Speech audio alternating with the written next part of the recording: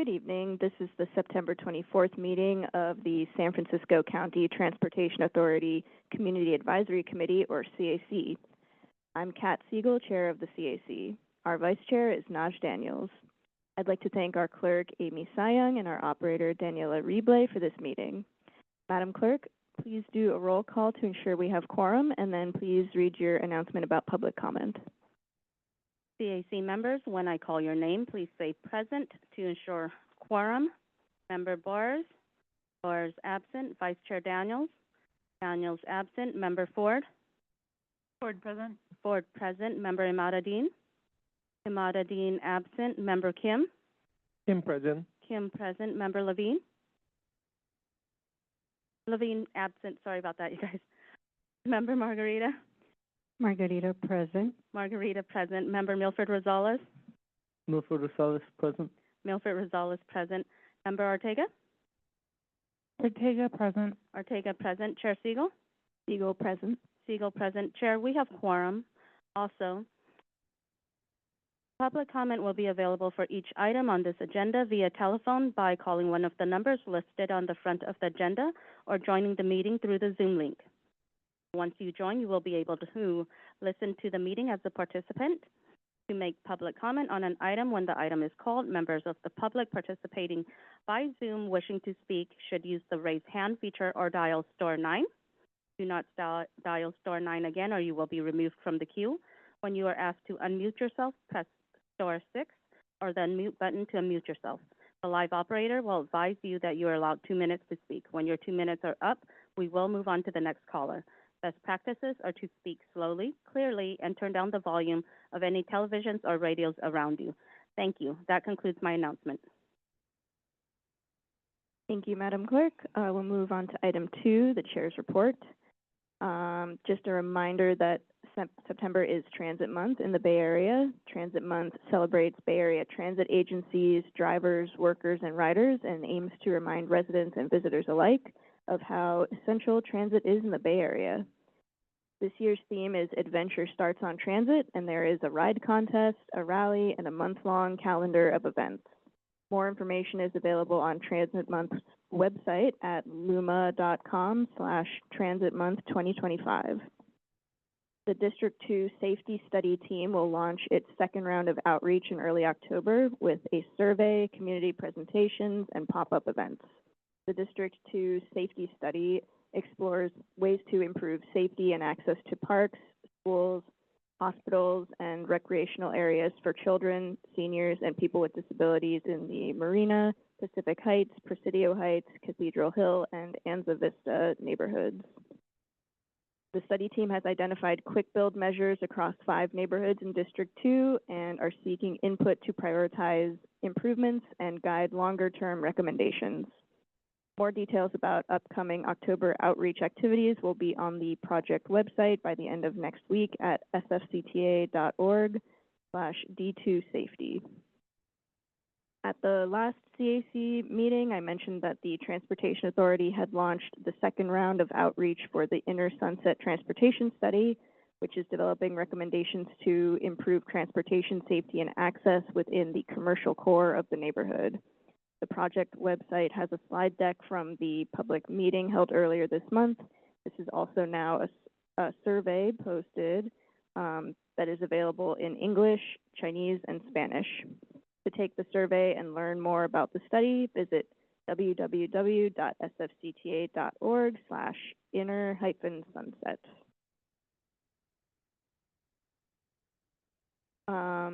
I'll also note that our next meeting is on Wednesday, October 29th, which happens to be the 5th Wednesday of the month versus our regular 4th Wednesday. CAC members, staff, and public commenters in the room, please be sure to speak directly into the microphone so folks attending virtually can hear you.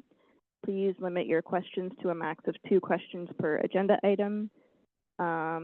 CAC members and folks in the hearing room, please turn off or silence all electronic devices and computer notifications during the meeting. That's it for announcements. Are there any questions or comments from CAC members on the chair's report?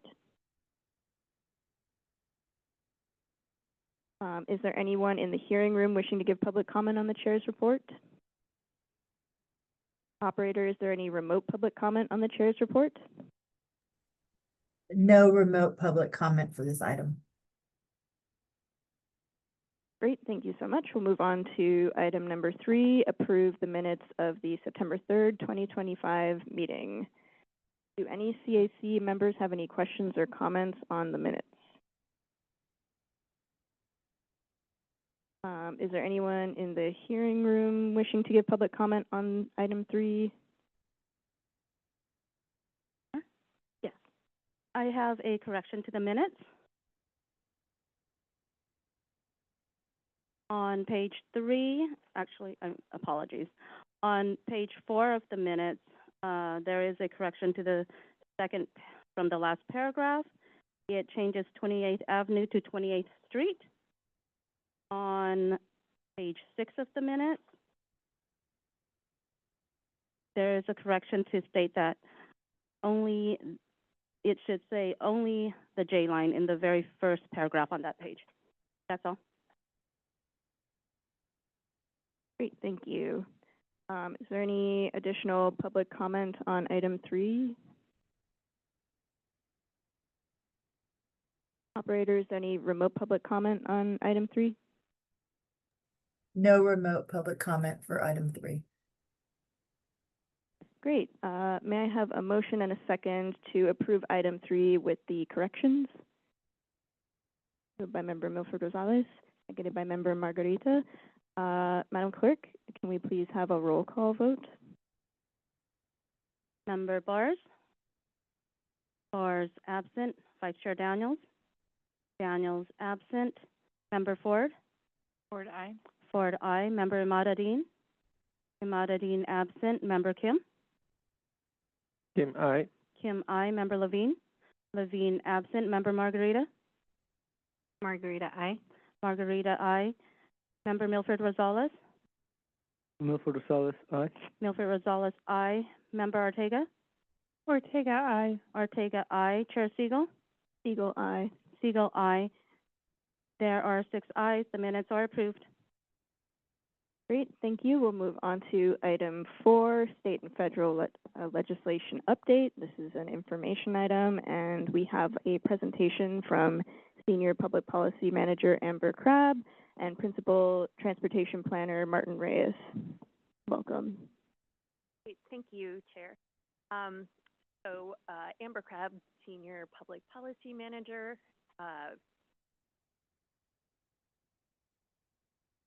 Great. Is that better?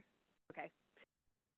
So Martin and I are going to present tonight on 2 items under legislation. But before we get into that, just wanted to report that 4 out of the 6 bills we have support positions on have moved to the governor's desk. So we haven't seen any signatures yet, but 4 of them are moving forward. And we will be able to report out next month on the outcome, since there's an October 12th deadline for the governor to sign bills. Okay, and not advance.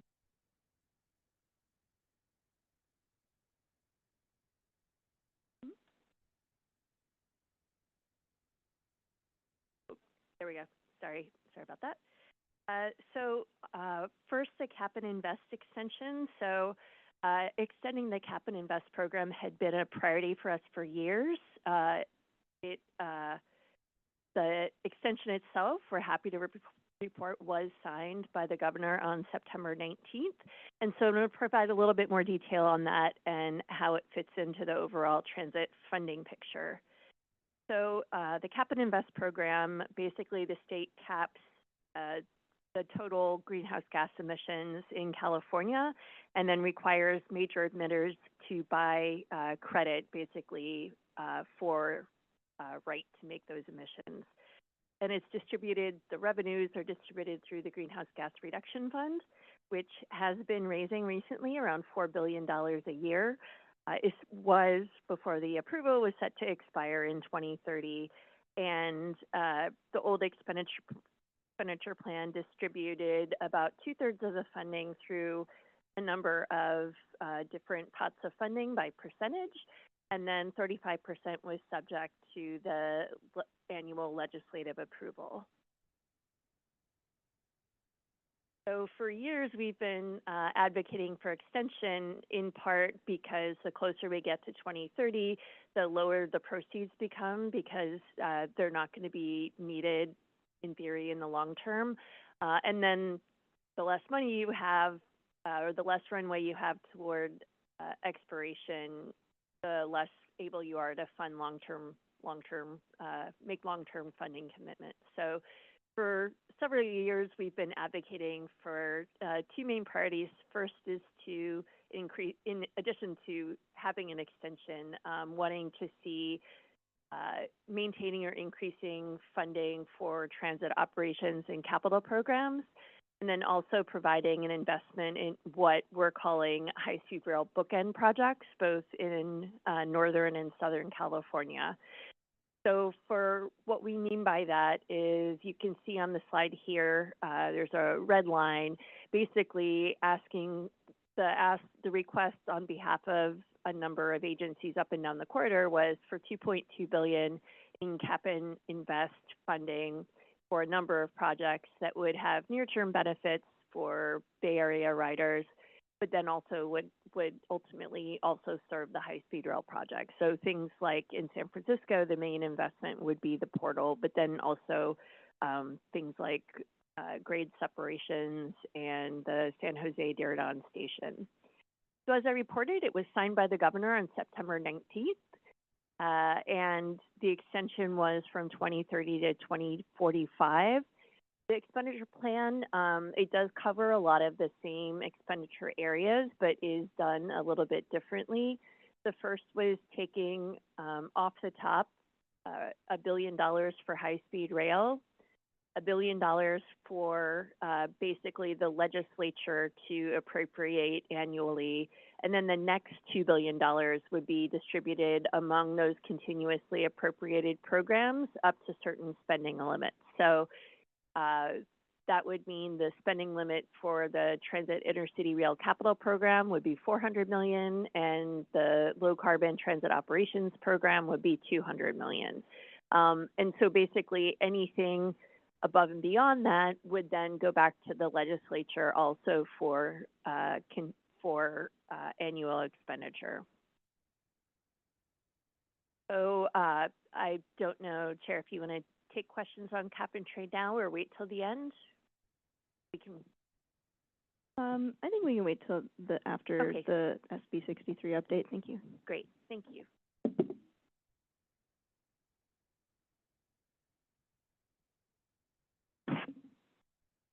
All right, good evening. Good evening, CAC members. Martin Reyes, Principal Transportation Planner for the TA. I'm going to provide a very brief presentation on Senate Bill 63, also known as the Connect Bay Area Act. I'm going to go very quickly through this presentation because I know you all have probably heard a lot about this in the news, so I'll save plenty of time for questions at the end here. Biggest update is that the bill passed the legislature earlier this month. It's now headed to the governor's desk for signature. As of today, it has not been signed. We expect it to be signed soon, has to be signed before October 12th. The other big piece of news, as you all know, it is a 5-county measure, so it's nice to see all five counties on this map, which we can use moving forward. Quick recap on what the bill actually does. Its primary intent is to establish a district across the 5 counties, Alameda, Contra Costa, San Francisco, San Mateo, and Santa Clara. The bill authorizes a 0.5-cent sales tax across the district with a 1-cent sales tax in San Francisco. And the bill authorizes this measure to be placed on the November 2026 ballot. The measure, if passed, would have a 14-year duration, and the Metropolitan Transportation Commission, MTC, would be the governing body. On the right side here, you have a table just showing on the left side what the current sales tax rates are for every county. This is the base sales tax rate, so the minimum sales tax rate you'll see in each county. And on the right side, you'll see the sales tax rates if this measure were to pass next year. This slide is a quick overview of what's in the expenditure plan. As you can see, the vast majority of funding is dedicated to transit operations and capital as well. We expect the measure to generate about $1 billion every year for those 14 years. And this slide shows you what is actually in the expenditure plan, how that $1 billion is expected to be spent over those 14 years. So I'll go over each category piece by piece. The left side of this table shows you the programs that are written into the expenditure plan. The right side of this table shows you how much in revenues are expected to be allocated to that program in fiscal year 31. So this first line here is for administration. There's about $2 million dedicated to this every year in fiscal year 31. Like it sounds, it supports administration, mainly for MTC, and the costs that they'll incur for that. Any excess funds that MTC has after administering the measure can go to the second category, which is rider-focused improvements, which expects to see at least $46 million a year starting in fiscal year 31. This rider-focused improvements category, we've talked about this before. This is for MTC to implement transit transformation action plan items, things like fare program subsidies, paratransit services, transit priority, and mapping and wayfinding across the 5 counties, across the Bay Area. The next category here is really the primary intent of the bill. It's about $655 million in total in fiscal year 31 that would go to operators, primarily to address the fiscal cliff that the operators are expecting. So AC Transit would receive about $51 million, BART $330 million, Caltrain $75 million, Muni $170 million, and then there is some funding available for East Bay operators as well as the ferry operators. And the last category here is for county transportation entities. This includes Alameda, Contra Costa, San Mateo, and Santa Clara County Transportation Authorities. These funds have to be used towards public transit purposes. That includes both operations and capital. It can also be used to support pavement projects on roads serving fixed route transit.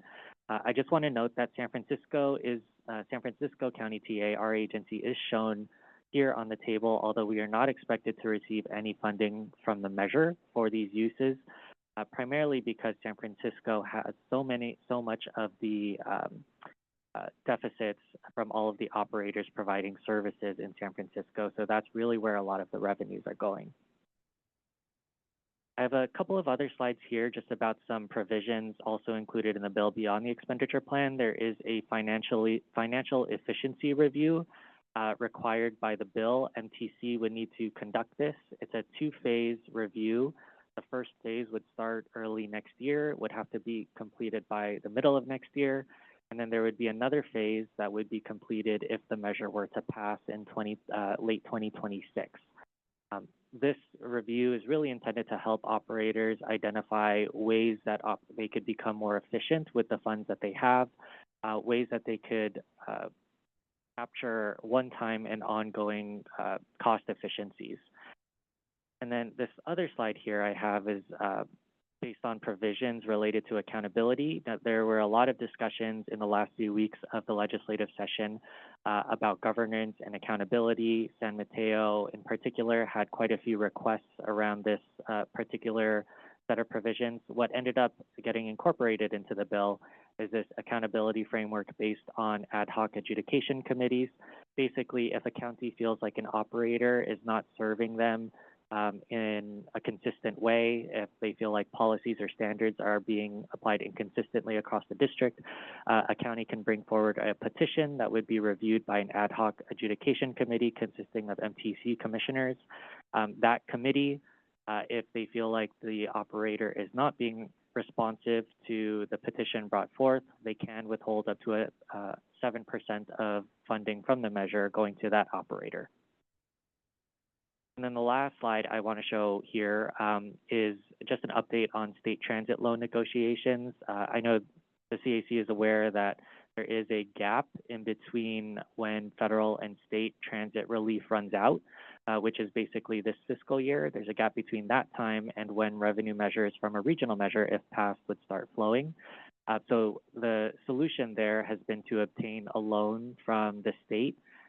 It was approved as part of budget discussions earlier this year. However, the transit operators and the state have not come to agreement on the terms of the loan yet. So those discussions are going to continue. They're aiming to wrap up those discussions by January, and that would help resolve the gap of time that we have before revenue measures would start flowing. And then this is just a slide showing next steps for the regional measure. Like we mentioned earlier, the governor has until October 12th to sign or veto bills. SB 63 becomes effective in January. The general election takes place November next year. And then we expect the first disbursement of sales tax revenues from a measure, if it were to be passed, to come in January of 2027. And with that, Amber and I are happy to answer questions. Thank you both so much for the presentations. Member Ford? Very informative. An easy one for you. What happens if the governor takes no action? For any bill that passed out of the legislature, if the governor takes no action, it becomes law. Okay. And then on that, you said that the San Francisco doesn't get any money, TA doesn't get any money because other agencies come to San Francisco. Is that correct? What is happening? That is a great question, Member Ford. So as part of the technical assistance that the counties provided to the bill authors over the summer to support their development of an expenditure plan, we were asked to look at assigning responsibility for the transit operators' deficits to each of the counties. And so in doing the math behind the scenes there, a lot of the deficits are attributed to San Francisco, depending on whether you look at AM boardings or all-day boardings or sort of these other metrics for each of the operators. And so when you look at the revenues compared with how much responsibility gets assigned to each of the counties, there isn't a lot that comes back to San Francisco, but there is money that comes back to other counties.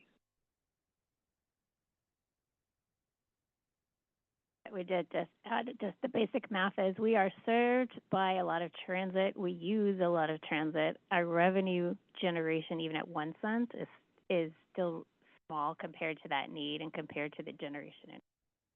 Other counties have a surplus after dealing with all their the amount they owe to each of the operators, and we don't. We use all of ours for our share of the deficit. Plus, as y'all know, we need a local measure too because we haven't covered MTA. Thank you. That explains it. Okay. That's my questions on 7069. And then on cap and trade, it says that we wanted to increase the proceeds, and the question is how? And then somewhat just a bizarre question because of the job I do. How do we treat activity that originates in California but goes somewhere else versus originates somewhere else and ends in California? Thank you very much. Answer the first one.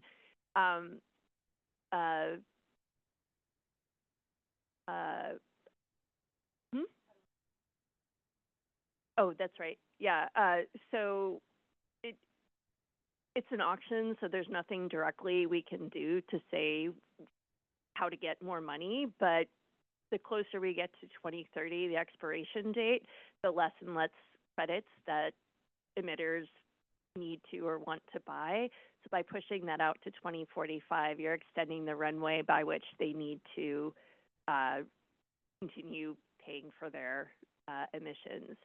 And then with respect to the latter question, that is something that I will have to get back to you on the technical matter of the auction. I'm less familiar with. Thank you. Member Milford Rosales? Thank you. So looking through the kind of distribution of money that we had on SB 63, Santa Clara County is getting more money than almost any transit agency is outright, even though my understanding is that the intent of this bill is for transit agency operations expenses. Is that mostly going towards like VTA operating expenses? Because I saw VTA as the agency, but it's a bit unclear. That's a great question. The bill just states that the county transportation authorities, like VTA, have to use their funds towards public transit expenses, which includes both operations and capital, and then the roadway pavement maintenance that I mentioned as well. It doesn't say what that should look like for each county, though. So it is up to the counties, to the agencies like VTA, to determine what their expenditure plan is for that chunk of money. Okay, so that is generally like just going to the county transit agency. Wow, okay. And then as a follow-up, I know San Mateo kept asking a lot about accountability, and during the committee session, they were repeatedly during the session when the bill advanced out of committee, one of the assembly members from San Mateo repeatedly kept stressing that the 4 counties were oppressing San Mateo by forcing them to pay for their new station gates, even though they aren't part of the BART tax district that raises the money for those gates. So I guess my question is how much of accountability is what was kind of originally in that measure as of the start of the month, and how much of the accountability measures were addressing concerns from San Mateo that my impression was that they were really just old beef and dissatisfaction with not being able to fully reap the benefits of BART while not paying into it. Member Milford Rosales, just to clarify, is the question how different the ending accountability is? How different did it end from what it looked like at the start of the month? Got it. So there were quite a number of proposals floating out there. I think the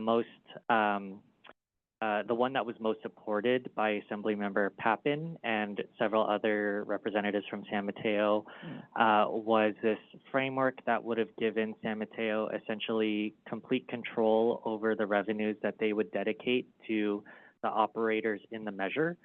So as an example, if they were giving $20 million to BART, I can't recall what the specific number was, they're giving $20 million to BART in a given year, they would be able to withhold that if they felt that BART was not applying their standards or policies consistently in San Mateo as they were in the other counties. That framework would have given San Mateo and San Mateo alone the power to do that. No other county in the district would have been able to unilaterally withhold their funds from any operator. So that was what San Mateo had been proposing, just a San Mateo body consisting of San Mateo electeds that would have been able to withhold funding from operators they were providing funding to in the measure. What got included in the final measure did not look like that. What would happen is if any county has a petition they'd like to bring forth for an operator, they're first expected to try and resolve the issue with the operator themselves. So if a county, for example, had an issue with Caltrain, they would go to the Caltrain first, try to resolve the issue. If they're not able to resolve the issue, they could file a petition with MTC as the governing body of the measure. MTC would then take in the petition. They would form an ad hoc committee consisting of 2 commissioners representing each of the counties that are contributing funding to that operator. So for BART, for example, if you look at the measure, there's 4 counties contributing to BART. That ad hoc committee would have members from each of those counties. The committee could then review the petition, and if they felt like BART or Caltrain or any of the operators were not adequately responsive, they could withhold up to 7% of funding. So that's the accountability framework that got included. That was supposed to be responsive to the ask from San Mateo for more accountability. There are other accountability provisions included in the bill. There is an independent oversight committee that would be formed, and then there are a few other provisions as well, but that was sort of the main response to what San Mateo was asking for. Thank you so much for that answer. It's one thing to track what's going on at one point in time for me, but it's a lot harder to see how things change. So thanks again so much for that. Member Ortega? Hi, thank you so much for your presentation. The first question I had was actually about the cap and invest extension, and it was in regards to the high-speed rail bookends request. You mentioned that the Bay Area was seeking $2.2 billion for projects for the high-speed rail. And then you also mentioned that the governor signed into law that $1 billion was going to high-speed rail, and I can't help but notice those are not the same number, and that we're not accounting for high-speed rail that has to go to SoCal with that number as well. So I'm curious, what other sources of funding is high-speed rail pulling from? And if there's a reason that they changed it to be a flat rate versus a percentage. Great. Thank you. Just first a clarification, and I apologize it wasn't here in the presentation, that the $2.2 billion request from the Bay Area was for the entire life of the measure, where the $1 billion for high-speed rail that was approved is annually. So, so that that probably puts it a little bit more in perspective. It makes a little bit more sense. And in what was approved, in that $1 billion for high-speed rail, there was no mention of bookend projects. So we were seeking 2.2. Southern California was seeking around 3.5 for their projects total over the 15 years. But right now, it's still either in future legislation or in negotiation with the administration, trying to figure out a source, if some of that could be set aside for the bookend projects. I think that's still kind of TBD in follow-up legislation. Okay, great. I do see that now. I had highlighted the thing above and accidentally crossed out something else. So good job. Okay, great. So that helps explain it. Thank you. I think my next question was on SB 63, and I was curious why BART's deficit is so much higher than every other transit agency. It's double SFMTA's and much higher than Caltrain. So I'm just sort of curious, what is it with BART specifically? Just to clarify, Member Ortega, are you looking at the expenditure plan slide? Yeah, that's why is BART getting so much of the chunk, I guess is the question. So just to clarify, the expenditure plan is not reflective of the exact deficits for each operator. So for reference, BART's deficit, there are different numbers out there. Sort of their average deficit over the next 4 years, that the number that the authors were working with during this bill is about $370 million, I believe. Muni's deficit in comparison was about $360 million. So their deficits are not too far off, but the amounts of money they would receive through the measure are very different.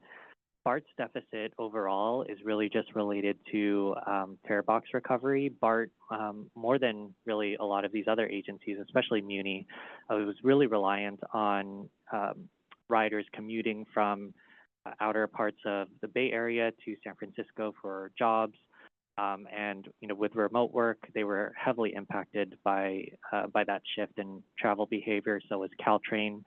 A lot of Muni travel is sort of less regional in that sense, much more local, but Muni also has its own struggles because a lot of its budget is a lot of its budget consists of general fund, and the city's general fund has taken a huge hit because of downtown vacancies and other issues. So each of the operators have different reasons for why their deficits are the numbers that they are. BART's is mainly a fare box recovery issue related to people remote work. Muni's is partly remote work, but it's also related to downtown recovery and how much is in the general fund. Parking revenues have also gone down since the beginning of the pandemic. But BART and Muni's deficits are actually not too far apart.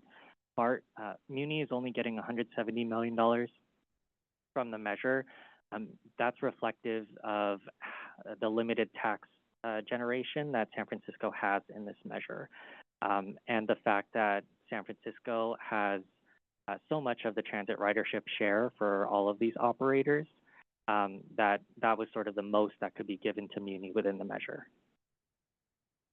Okay, thank you. That helped clarify a couple things.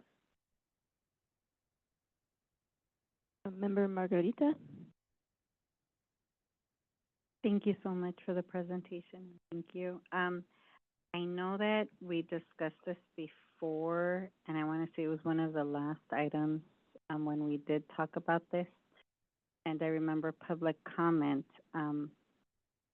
with regards to why San Francisco's 1 cent versus every other county is a half cent. Can you remind me about that, and if there's any flexibility on that, especially coming next year, when it's on the ballot, et cetera? Thank you. Thank you, Member Margarita. So the 1 cent for San Francisco was put into the bill to reflect the large need that San Francisco has in terms of the transit operator deficits. So when you look at all of these operators, the 4 big ones being AC, BART, Caltrain, and Muni, a lot of that ridership benefits San Francisco. And so even if San Francisco were to put forward a half cent, it's not a half cent. The amount of revenues that a half cent generates is not really reflective of that big share of the ridership that San Francisco has. So even a 1 cent, although it's a huge number and it is a large increment in general, it still doesn't capture fully, the share of ridership or benefit that San Francisco gets out of having these transit operators provide service here. So it's sort of like it's an issue of limited tax generation capacity in comparison to how much benefit is derived for San Francisco from the operators. Maria might be able to phrase that more eloquently, but No, it's good. Just one thing might help also, like, and Martin, correct if this is wrong, I think a half cent in San Francisco generates about half as much as the same half cent in Alameda, and yet we have much greater needs. Well, but maybe just not in sales tax generation. Thank you so much for that. And so because let's say that everything goes smoothly and the governor signs and then it's on the ballot, and then therefore this would take effect in 2027, what are the possibilities that another half cent or a cent is going to get added to the continuous deficit? is a question, what are the chances of another half cent sales tax on top of this one? There are no discussions about another sales tax beyond this as of right now.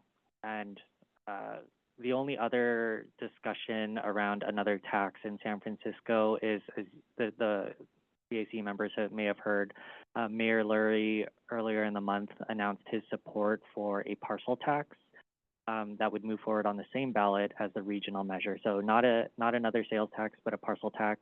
The framework of that parcel tax has not been decided on or proposed yet, so that's still to be determined, but there is no talk about another sales tax at this moment. Great, thank you. Member Kim?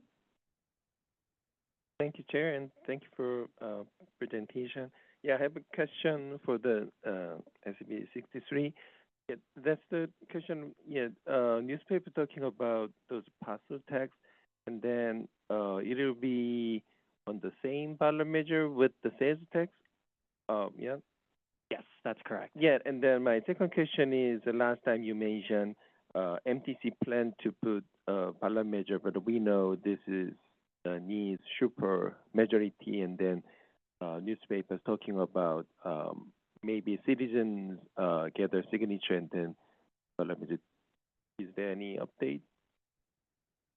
So I think that's something that MTC will have to monitor. I think last time we met, what I probably said was that anytime a local government is looking at introducing a tax measure, they do plan on putting it on the ballot themselves. this bill does authorize a citizen initiative as an alternative route, and there have been some articles sort of floating around about various groups coming together to put forward a citizen initiative. So they could do that on their own, sort of aside from MTC doing it. MTC would have to monitor if that is moving forward and then respond accordingly. So in that, those two parallel case, it can be different ballot measure or in same ballot measure but different approaches? Good question. I think that there would be a desire to avoid having competing ballot measures on the ballot. So MTC would, if they did see, this would be, conjecture, if MTC did see that a citizen initiative was moving forward, they would need to decide whether or not to place their own measure on the ballot in order to avoid having dual competing measures on the same ballot. Okay, thank you very much. I have a question about the cap and invest, the $200 million for low carbon transit operations. How is that money distributed, and what kinds of restrictions are there on how it can be spent? Thank you for the question. It's distributed via formula, so there's a established formula. I believe I'm not sure which formula they use, but it primarily it's very flexible. The idea is to spend it on investments that do result in reduction of carbon emissions. I believe that Bay Area operators primarily use it to support operations. Is there a formula to how it's distributed among different agencies in the state? Yeah, it's the formula is directly by agency, so it doesn't go through the region or anything like that. And I can get you a list of that, but it is established in the program. Okay, thank you. Yes, I would appreciate that. Thanks so much. If there are no other questions or comments from members, is there any public comment on this item in the room? Yes, we have one public comment. Oh, Daniela, we have a public comment in room first. Oh, I'm sorry, my mistake. Sorry about that.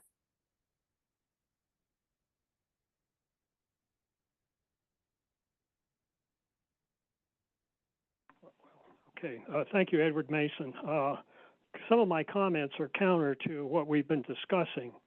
In my opinion, if we have a sales tax, it should be replaced by a package delivery fee that is done and being proposed in Illinois and the Chicago area, where it's $1.50 for a package delivery fee, and also restaurant delivery fees to be in there, because they're really the ones that are creating some of the pollution.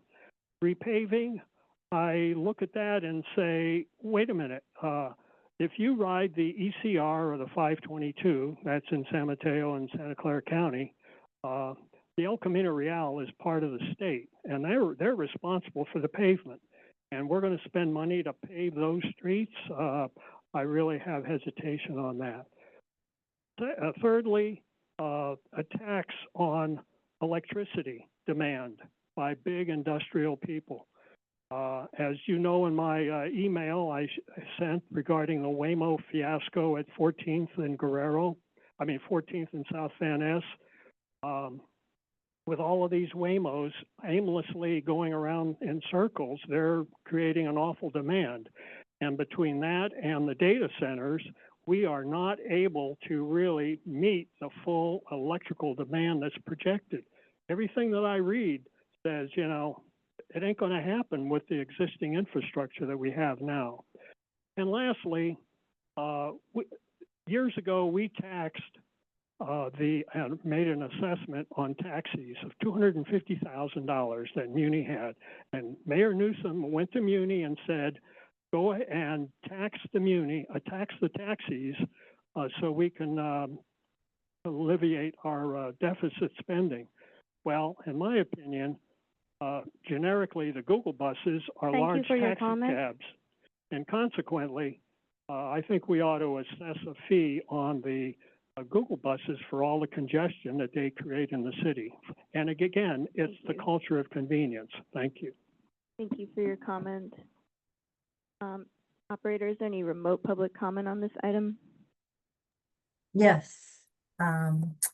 Roland, go ahead and unmute yourself, please. Your 2 minutes begins now.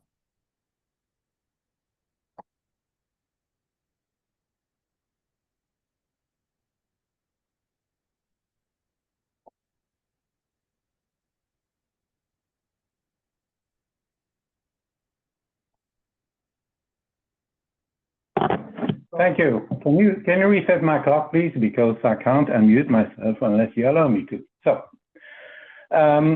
sales taxes, setting the record straight, Santa Clara County is 9.375, not 9.175. And we already have a total of 5 transit taxes, 1976, half a cent, 2000, half a cent, 2016, another half a cent, and again, 2 more, 1.8 cents, one for BART and one for Caltrain. So that will be number 6. And a good way to position this in San Francisco is that you just, your 1%, you're just playing catch up with Santa Clara County. Now, the issue within Santa Clara County is that, as you may have read in the press, we lost the medical coverage for about 250,000 residents who were getting, the medical support from 4 hospitals, which are facing closure. So that's an issue. On the loan, the $750 million loan, the governor raised concerns about how the loan would be repaid. Obviously, if SB 60 passes, no issue.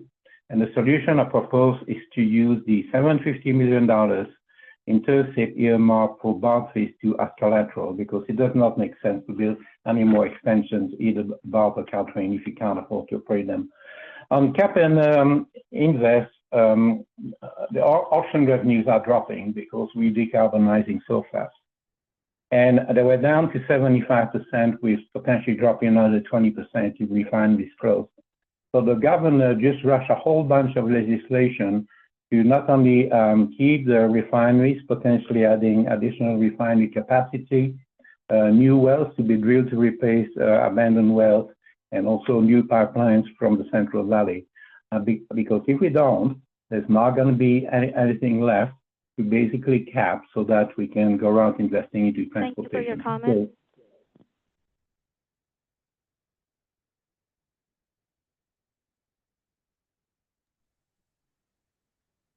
There is no additional remote public comment for this item. Great. Public comment on this item is closed. And this was an information item, so thanks again, Ms. Crabb and Mr. Reyes. We'll move on to item 5, adopt a motion of support to amend the Prop K standard grant agreement for the Mission Bay School Access Plan. And we have Senior Transportation Planner David Long here to present this item.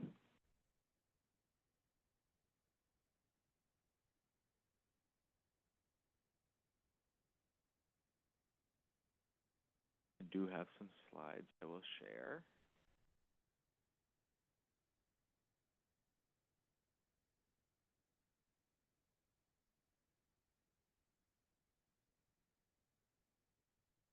All right, looks like my slides are being shared. Thank you, Chair.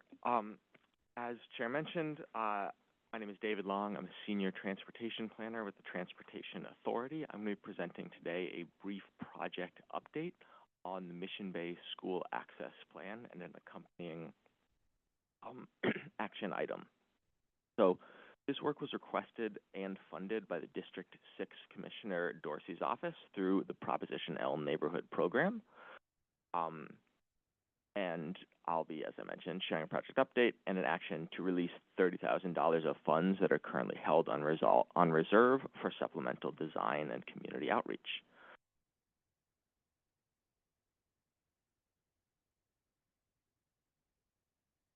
The study was motivated by a new school that the San Francisco Unified School District is building in Mission Bay, and a desire to ensure that students, staff, and caregivers can access the school by active transportation.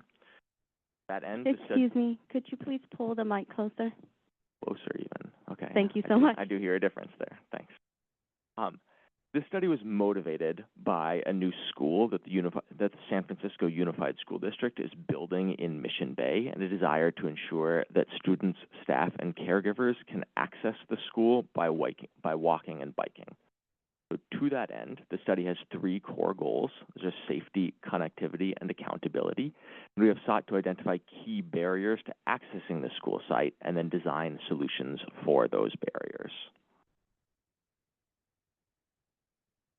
In the first round of outreach, we held an in-person workshop, an online survey, and held meetings with community-based organizations in which we asked caregivers to mark where they experienced barriers accessing the school site.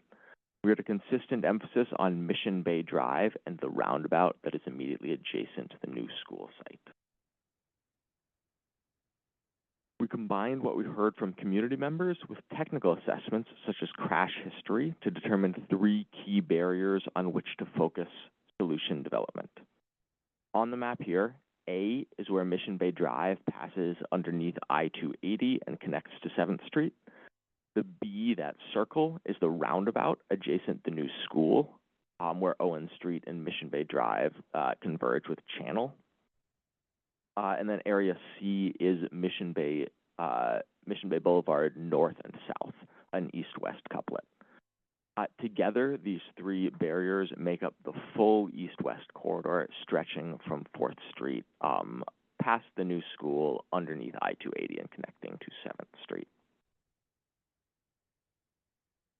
So we designed several solutions for each of these barriers and evaluated each alternative solution using metrics which tie back to our study goals. Again, those are safety, connectivity, and accountability. And that process led the team to draft recommendations for each barrier, which we brought back and shared to the community. A high-level description of the recommendation for each area is shown here, but there's a lot more detail about the recommendations, including drawings about various roundabout configurations in the slides that we presented to the community during our most recent round of engagement.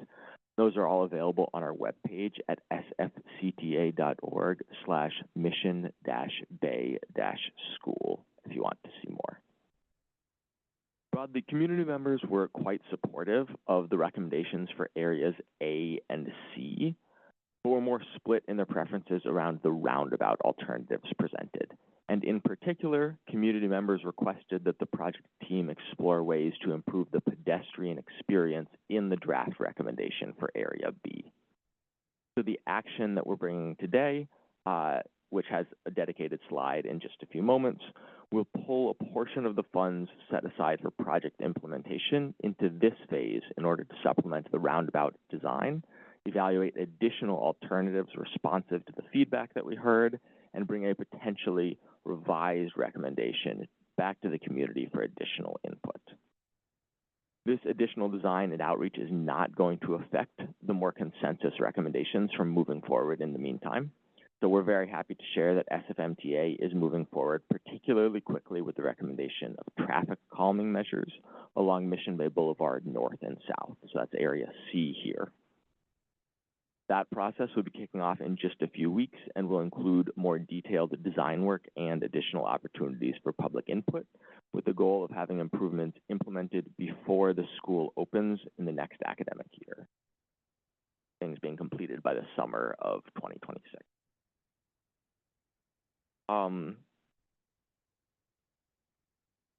Next steps for the planning process include today's action, then supplemental design and public engagement work.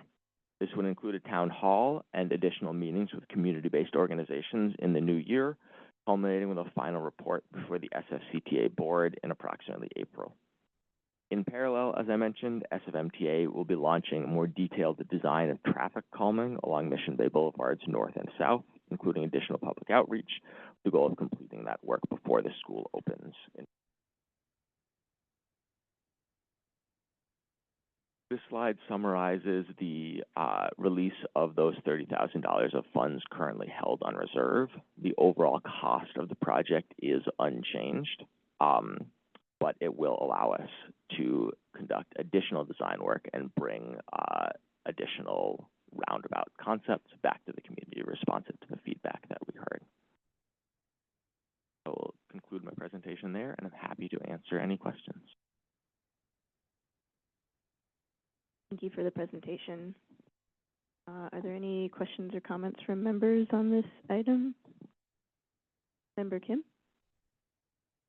Thank you, Chair.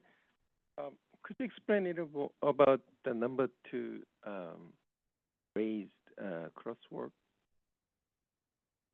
I cannot. Yeah, for sure. So the current condition at the roundabout has vehicles approaching the roundabout and crosswalks across each leg. A raised crosswalk would elevate those 3, 4, 5, 6 inches.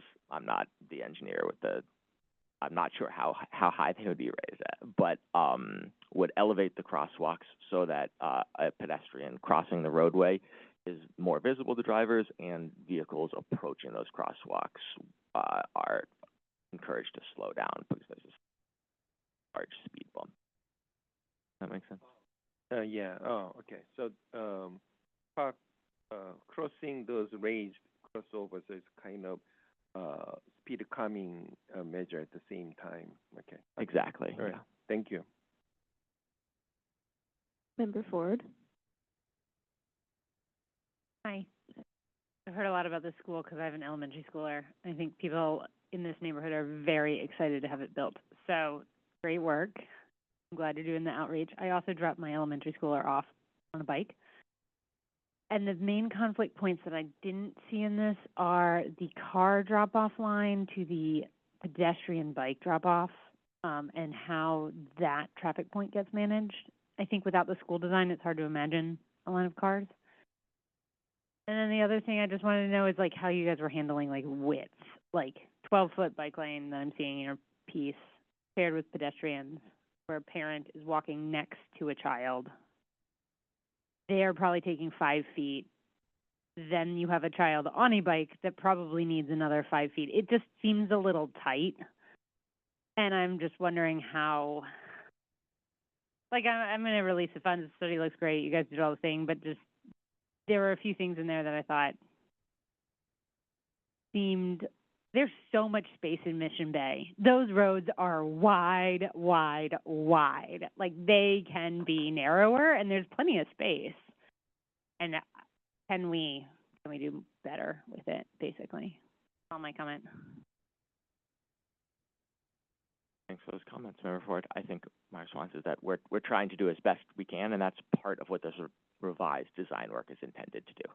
Make sure these are designed to be as friendly to pedestrians and as aware of the sort of context with many little kids as we can.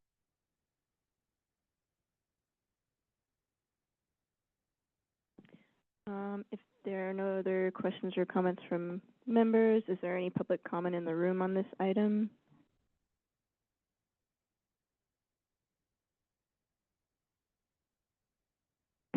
Yes, Edward Mason. When Mission Bay was originally designed, was the school part of that original design, and if it was, are we having to go back and redo something that was originally designed?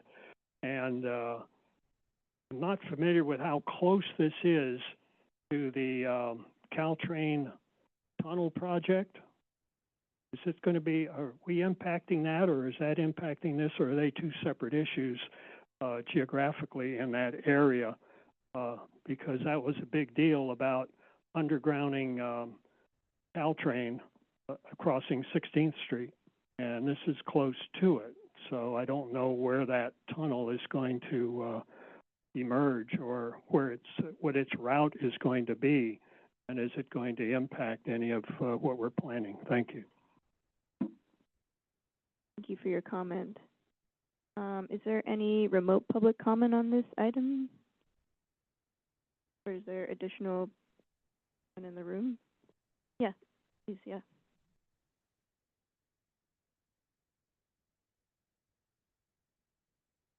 Hi, I'm Sarah Bertram. I live in Mission Bay, and I just wanted to say for Member Ford, we are tremendously excited about the school. The school has been in the Mission Bay redevelopment plan since the beginning, so it's wonderful that this is coming to fruition. And while it's out of scope of David's project, there are organizers like me in the neighborhood working on the pickup and drop-off plan and trying to make sure that we're collaborating with the school district and how that fits in with the traffic calming work that the MTA is going to do, so that we have a sense of where the cars are going to be and that what we're planning for the bikes is not in the same place. And I totally agree with you about the pedestrian width. And yeah, I'm really excited about the project. Thank you for your comment. Is there any additional public comment in the room on this item? Operator, is there any remote public comment on this item? Yes, there's one remote public comment. Roland, go ahead. Thank you. Thank you. Works much better when I get the unmute. So,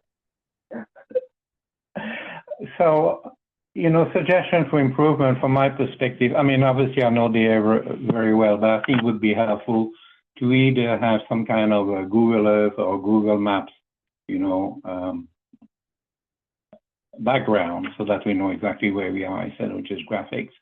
And then maybe some street views showing exactly what we plan to do in terms of the pavement treatment. And then I'm gonna close off and follow up on Howard Mason's comment about the Caltrain tracks, which are a serious issue, especially in the proximity of the school and children trying to bike to and from, etc. I'm not going to try to boast, but I'm the original designer of the PAX, the PAX, a long time before it was called the PAX. I used to call it DTXL. And it essentially starts on the other side of Potrero Hill, just north of Cesar Chavez. By the time it gets to 7th Street, all the tracks are 60 feet down. And that's where the station should go. The thing I do want to bring into your attention, and I hope that you will follow this discussion on Caltrain, is CPUC funding for grade separation and how to game the system. It's basically a complex formula that has got to do with number of trains you're running through and a number of cars crossing the tracks. But you can game it if you're going to be doing multiple grade separations in one shot. In this case, for instance, you could take 16th, you could take King, and then Mission, and then combine all of them, and then you end up with a great big number that they use for their calculation that gets you to the #1 spot of priorities in the state of California. I hope that makes sense. Thank you.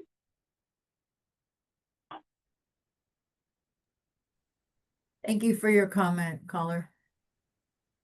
There's no further remote public comment for this item. Great. Public comment for this item is closed. May I have a motion and a second to approve item 6? Moved by member Maruddin, seconded by member Milford Rosales. Madam Clerk, can we please have a roll call vote? On the motion to approve item 5, member Bars. Bars absent. Vice Chair Daniels. Daniels absent. Member Ford. Ford, aye. Ford, aye. Member Maruddin. Imaduddin, aye. Imaduddin, aye. Member Kim. Kim, aye. Kim, aye. Member Levine. Levine absent. Member Margarita. Margarita, aye. Margarita, aye. Member Milford Rosales. Milford Rosales, aye. Milford Rosales, aye. Member Ortega. Ortega, aye. Ortega, aye. Chair Siegel. Siegel, aye. Siegel, aye. There are 7 ayes. The motion is approved. Great, thank you so much, and thanks again, Mr. Long, for the presentation. We'll move on to item 6, adopt a motion of support to allocate $6.6 million in Prop L funds and $1.1 million in Prop AA funds for 4 requests. We have Transportation Planner Rachel Seberg here to present this for us. Good evening, Chair and CAC members. This presentation includes allocation of $6.6 million in Prop L funds for 3 requests and $1.1 million in Prop AA funds for one request. The first request is from SFMTA for $1 million for Prop L funds for the traffic signal hardware replacement. This request will fund the replacement of about 98 traffic signal controllers manufactured between 2012 and 2018 with a known firewall security vulnerability. In 2018, city staff discovered a vulnerability with signal controllers that could allow signal outages to occur under certain conditions. Controllers manufactured in 2019 were thoroughly tested and found to address the vulnerability. Following a widespread signal outage in 2022, SFMTA signal shops identified approximately 350 traffic signal controllers that still needed replacement.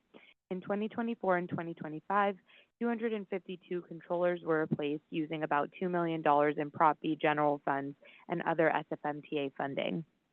So this request will fund replacement of the remaining 98 controllers with the firewall vulnerability, preventing further signal outages due to that security vulnerability. And SFMTA expects the project to be open for use by September of 2027.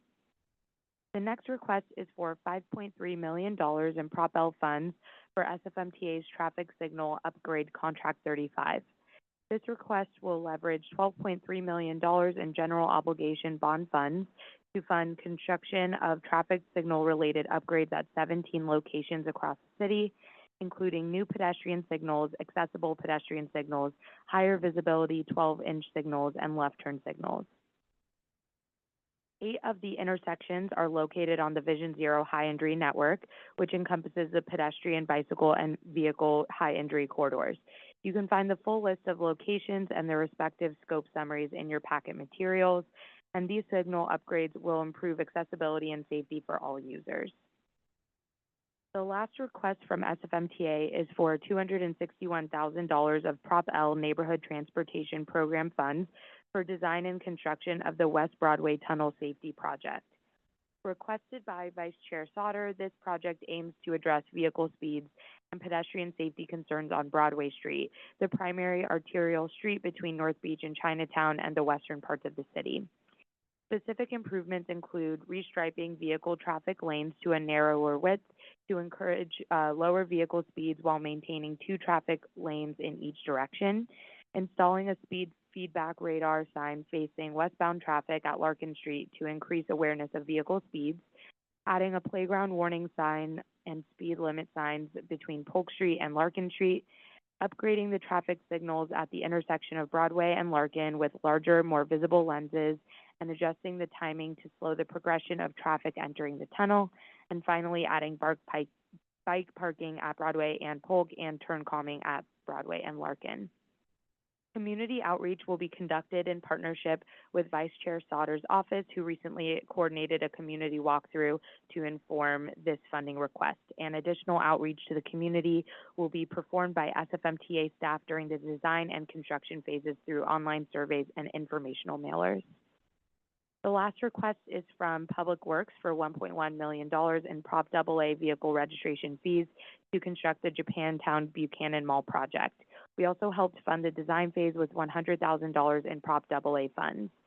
The request will implement improvements to the Japantown Buchanan Mall on Buchanan Street between Post and Sutter Streets in the heart of Japantown. Improvements include repaving the uneven walkways, 3 new curb ramps, new trees and landscaping with culturally relevant plants, enhancing the existing historic public art, and installing new energy-efficient lighting. The recommendation does require an amendment to the Prop AA 5-year project list to reprogram $700,000 from the completed Oakdale Lighting Improvements Phase 1 project to the subject request, which combined with the $400,000 already programmed for the requested project rounds out the $1.1 million recommendation.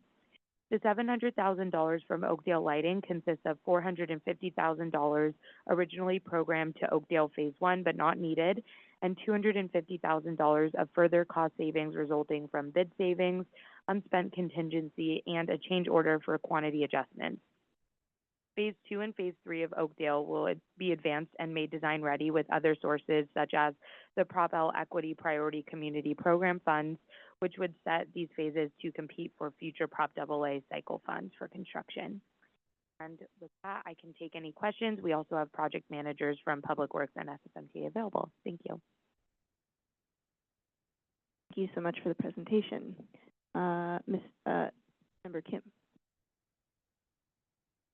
Thank you, Chair. Thank you for presentation. I have a question on the Japantown Buchanan Mall improvement. It's SF Public Works, the project manager, right? Yes, that's correct. Yeah, and then I see the planning right now, design planning, and the next year is a whole year construction. So it require pavement, basically digging all the space. Probably once completed, it'll be nice. But I heard a lot of merchant concerning during 1 year construction. This one probably they lose a lot of foot traffic because of construction. So I want to ask Public Works, is there any merchant impact mitigation plan for this? We do have a couple folks from Public Works on the line. Nice. Can you guys hear me correct? All fine? Okay. My name is Jeffrey Jackson. I'm a project manager for Public Works. I'm in the Streetscape group. I'm actually covering for Trent Teeger, who's the original project manager, but I work alongside Trent and have been filled in on this project. So the merchant coordination is something that it's been a high priority for the project. Along the corridor, along Buchanan Mall, we have a number of businesses located directly, the storefronts are directly where construction will be occurring. So we've coordinated with Japantown Task Force and other community groups, and actually we all had basically a community-wide meeting with the business merchants that will be affected at the end of August this past month. So we basically had that meeting. We heard their concerns. We talked about mitigation factors the Public Works team will be implementing with the contractor.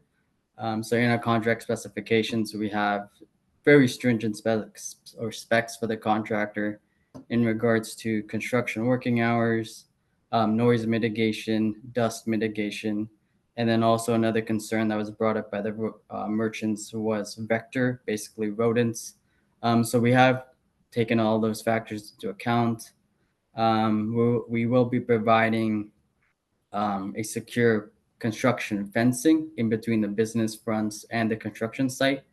We did also provide them just kind of a time frame of when access will be limited. We are aware that construction will impact their businesses in some capacity. I mean, at the end of the day, will be a construction site, and the community has been aware of that. In regards to access to their storefronts, we will ensure that the contractor will always maintain access to the businesses during operating hours. There'll only be a very limited time of roughly 4 to 5 days where we'll be pouring concrete right in front of the businesses. So that will be the only time frame for the entire year-long construction duration where they won't have access. And that has been communicated to the businesses just because we need to pour concrete and we need it to let it cure and settle before we can open it back up to the public. Thank you for your answer, but this one has involved the fountain, and then I see the through lateral and then water pipe. So this during construction, you guys plan to replace sewer line or water line as well? Yes, so this is, I mean, we're coordinating with SFPUC on this project. It's kind of the idea that you want to dig once and kind of not dig there again for a couple of decades to not affect businesses and residents that live in the affected area. So while we were in the design phase of this project, PUC was made aware of the project and they decided to kind of add their scope of the project. Since we're already excavating some of the ground and soil, it makes sense for them to also partner with Public Works on this project, and while we're already excavating, to also repair their aging infrastructure. Yeah, right now the Gary water and sewer replacement project, so I'm experiencing right now. So in that case, merchant expect multiple digging Once they digging up, replace water line, later on digging on the sewer, and then later they digging again the connection, and then they test water. So it's a multiple diggings happen, but this is a small area, but probably very intense. So let me ask, do you have any fund available, set aside some amount of fund to mitigate risk, or you don't have it? We are not allowed to give businesses funds directly. That has been a request we've received from the public as well. Talking with the Japantown community leaders, there's typically, I think, 4 to 5 groups that we meet with on a monthly basis. We have a standing meeting with them to discuss common coordination and outreach, not only alongside with them, but just the community as a whole.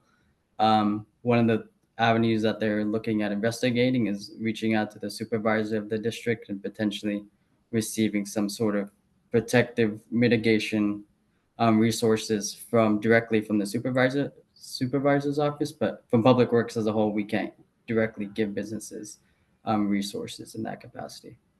Thank you, but I'm strongly recommend, and is, you have some marketing fund, especially this business. I know the Japantown is one of the most popular merchant corridor right now, but few businesses this area whole year probably they might lose a lot of their revenues. Somebody needs to help them to recover. So I want to make a note, and also this one not only public works. There's, as you said, PUC involved. So please coordinate well. We experiencing a lot, some delay happen, probably city agency between them, finger point.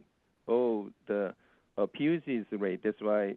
So please make sure between PUC and then public works, I don't know, is PG&E involved, but please make sure those coordination must be seamless.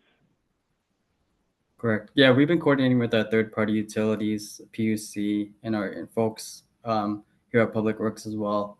I mean, we have a very tight window. I mean, that is something we're very aware of.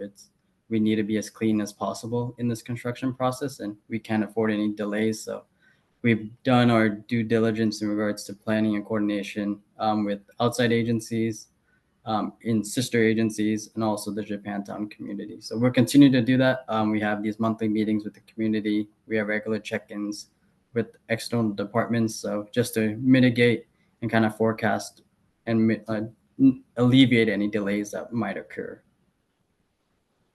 Thank you. And I have a last question about Prop AA fund. Looks like I see the document Prop AA fund support funding some project related to street, transit. I don't know what is PD, probably pedestrian. Yeah. Then right now, a lot of merchant corridor, for example, Gary, merchant corridor sidewalks is really poor condition. Here mentioned this Prop AA funding include repaving, uneven walkway. So I want to ask, is there any way we can use Prop AA fund to fix the damaged sidewalk, especially damaged by tree? And also, right now, Gary, we did bus-only lane install, and then PUC water sewer construction. After that, we have another MTA's main improvement happening. So we have a heavy construction happening. At the same time, our sidewalk is not good condition, actually horrible condition. So I want to ask, what is the qualification beyond list Prop AA fund? I don't believe we have any sidewalk improvement scope on our particular project. We'll be doing some ADA curb ramp improvements, but not in regards to the general sidewalk improvements along our corridor.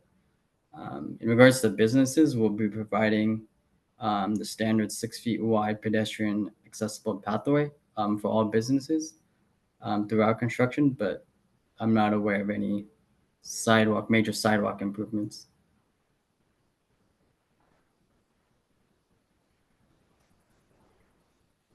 Hi, Member Kim, Anna Lafort, Deputy Director for Policy and Programming. The Prop AA vehicle registration fee is split among 3 programmatic categories. Half of the funds are for street resurfacing, a quarter of the funds are for pedestrian safety supportive projects, and a quarter of the funds are for transit reliability and efficiency, something with those words in it, but there are some other eligible uses in the transit category. With about 4.8 million per year, so it's a little over $1.5 million per year that's available in that program for the pedestrian safety, just by background. We have funds programmed in 5-year increments for Prop AA. And I think that the current cycle goes through fiscal year 26-27. So the next cycle would start in fiscal year 27-28. And we will be undertaking an effort to update that 5-year programming document sometime next year before this current 5-year period is up. And it is a competitive call for projects among different project eligible, any public agency can apply. And the funds are only for final design and construction, and they are supposed to the projects have to result in immediate or near-term benefits to the public as far as safety because of the nexus to the folks paying the fees. So it would need to compete among other projects as a pedestrian safety-oriented project and determined to be eligible because of the pedestrian safety benefits, and then it would need to be submitted and scored against the other projects. Yeah. Is there any criteria for equity as well? We have equity layers on all of our programs. I don't remember exactly how we apply it on Prop AA, but yes. Thank you. Member Ortega? Hi, thank you so much for your presentation. I had some questions about the traffic lights. I know that we've talked a lot about traffic lights in this committee, and I'm trying to remember all of it. Not all coming back to me. So I think the first question is generally what is the average life expectancy of a traffic light? Start there.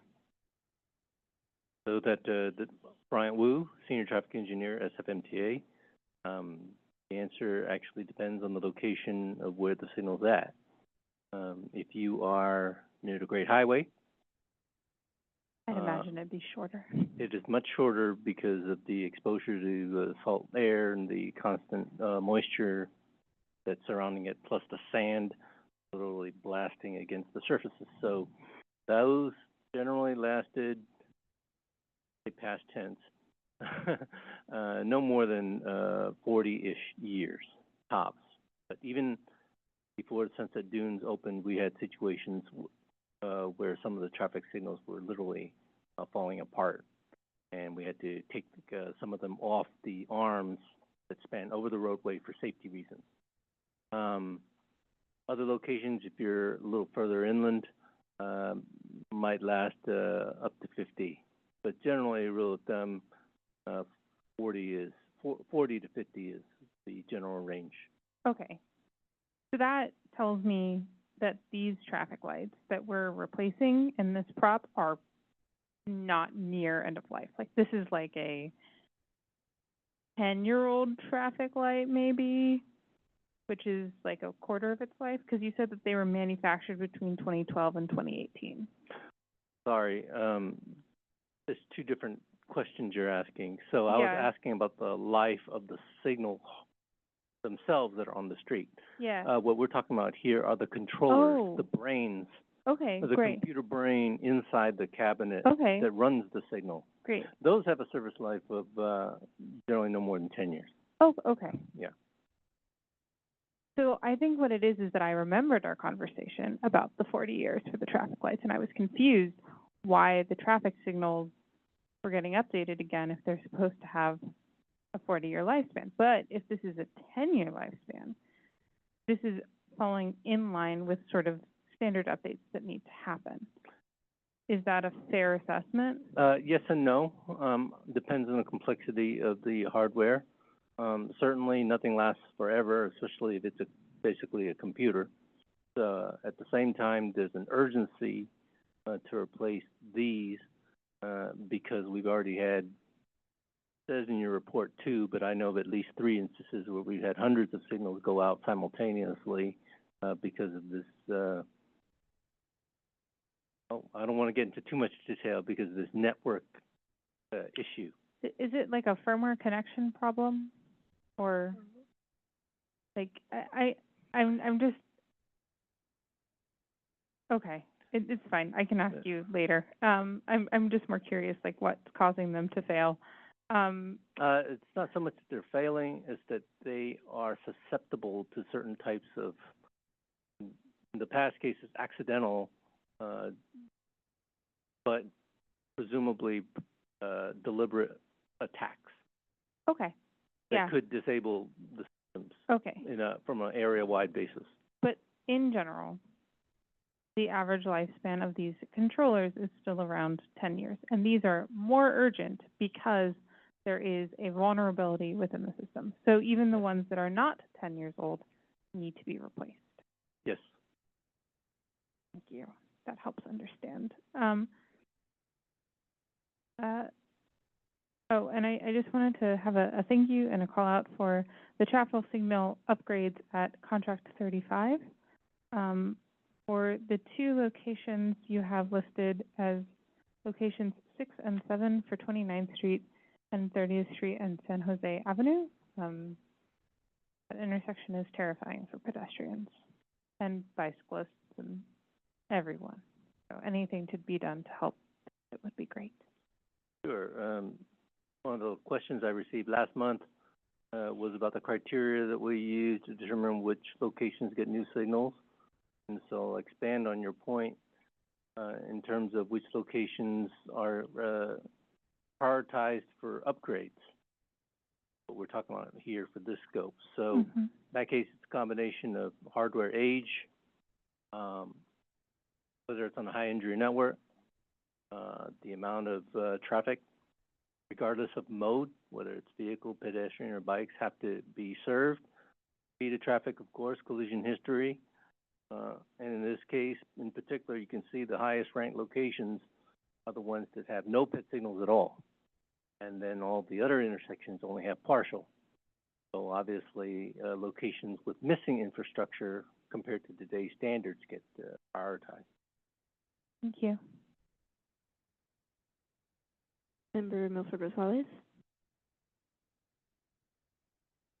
So my curiosity is in line with Member Ortega's in that I've done a lot of work on hardware security vulnerabilities before, and I was just curious if that would be something that y'all could share at a later date, details on what happened there. It's just a personal curiosity. I understand that's like sensitive information that the city and county can't disclose. Yes, in this case, we're fortunate to have that it was caused accidentally rather than some type of malicious intent. But I guess, is there like a report that could be, that we could look at, or is this all stuff that needs under wraps?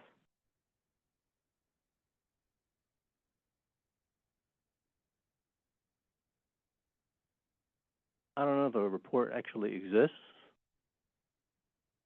I'm not sure that it should. All right, well, I'm very glad that it was fixed then. The majority have been already.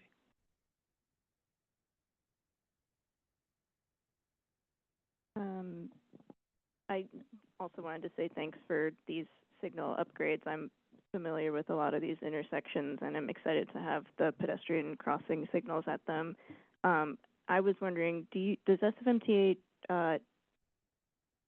keep data on collisions before and after these improvements? And do you typically see reductions in collisions because of them? So It really just depends. I'm not going to completely oversell our accomplishments, and so I'm going to be fair and honest and say it depends on the location. If I was at a more, for lack of a better word, sleepy or location, like at 6th Avenue in Balboa, which has aging infrastructure, it's been there for 50 plus years. I'm not going to sit here and brag to you about the massive safety improvements over at 6th Balboa. But of course, I will talk about locations on the high injury network, locations where we do have a lot of collisions, locations where we have where we've tried various methods, and we do have a good idea about what we can accomplish. So in general, some of the biggest improvements to traffic safety can be made, not just from the traffic calming measures, but the cheapest ways that we can do that, and we have been, is by signal retiming to re-coordinate the signals to give pedestrians more time to cross, for example, providing more time between opposing directions to clear the intersection before the next one starts, coordinating the signals between one intersection to another in an attempt to slow traffic speeds down. I think we've had some prime examples of that effectiveness, like on Sunset Boulevard, Bell and Oak, Masonic, and certain areas that we've been undertaking for the last 10 plus years in that effort. Those are some of the cheaper, more immediate things that could be done, assuming that the hardware is there. Harder things that are far more expensive are in concert usually with other infrastructure improvements. So now you're talking about curb ramps, improve accessibility, bulb outs to shorten pedestrian crossing distances, Class 4 bike facilities, which are great for bicycle comfort, but of course they require separation on the traffic signals between the bike signals versus the ped signals versus the vehicle signals, and each time you introduce a different set, not only does the signal become far more complex, but it requires hardware to be basically over every single traffic lane. That adds to the cost. So it is in those more complex intersections where the more expensive upgrades really do their job, because they can't be done by timing alone. So just to give a sense of perspective, back in the 1990s, this is not a new thing. This is back when Prop K first started, back when it was still Prop K. And when the first area that we did in terms of signal upgrades was in the Soma area. And what we did was we added mast arms over the major corridors, Folsom, Howard, Harrison, Bryant, and the mast arms are the long arms that go over and place the signals overhead. And we saw easily a 20% reduction in collisions. This is well before the days of bike separation or some of our more fancy timing strategies.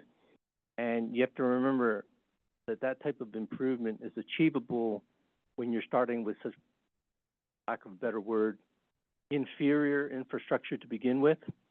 And I say that because those signal improvements basically replaced signals from the 1950s or the 1960s, the old school signals where there was only 4 signals total, 1 at each corner, 2 mounted on each pole, and here you go, 4 poles that control, major streets like Harrison and 3rd Street, for example. So sure, you can achieve far greater improvements if you're starting from an extremely bad situation to begin with. But obviously, as time has progressed and as our technology and improvement, as our infrastructure has improved, starting now from a different reference point, so you're not seeing the massive improvements that you would back, say, 30 years ago. At the same time, you're not seeing the high collision numbers that we saw citywide that we did 30 years ago. So we have to be doing something right. Yeah, absolutely. Thank you. That's very helpful. Appreciate that. And I appreciate the explanation of where we get the most bang for our buck as well. That's super helpful. Great. I think we can move on to public comment then. Is there any public comment in the room on this item? Edward Mason. Regarding the comments that I made about 4 months ago regarding the hacking of the pedestrian push button, and I realize that this is the control box, but my question is, when we do all this work, what about the pedestrian push button for to proceed across the intersection, and is that connected with it? And do we have sufficient security in those push buttons that are mounted on the poles? Because evidently that was the cause of a lack of security by the individual cities of not securing it with the provider of the software. And that's why those, when you press the button, instead of saying the walk sign is on, it came out and said, I'm Elon Musk, and, da-da-da-da. That happened because it got hacked. So I'm asking the question from ignorance because I'm not familiar with whether this control box has anything to do with the push button on the pole for the pedestrian. So, and do we have enough security in place? I hope we do, in dealing with the software vendor that provides that messaging. Thank you. Thank you for your comment. I can answer that. Sure. That vulnerability is actually known, so I can talk about it. So what it was in that case was the vendor of the accessible pedestrian signal included an app in the App Store for various signal operators or government or agencies that run these signals to be able to download this software conveniently and use this app to program the accessible ped signal. So the first weakness was making the software conveniently available. And then the second weakness was that these other agencies did not change the default password. And so these folks who were just changing audio messages willy-nilly were using a publicly accessible software with a standard password and adding these joke messages. Of course, it's a very, very serious matter to individuals who are visually impaired who rely on these messages for audio and or visual cues to know when to cross the street safely. So that was not a mistake in San Francisco. Thank you.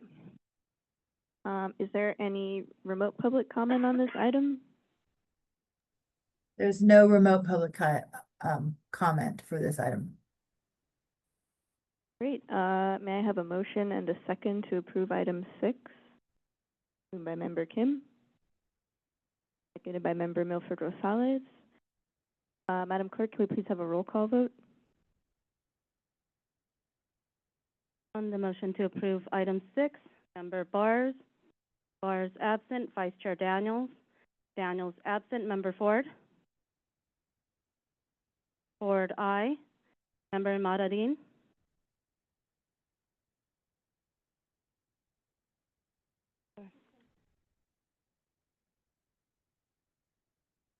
Imadin, aye.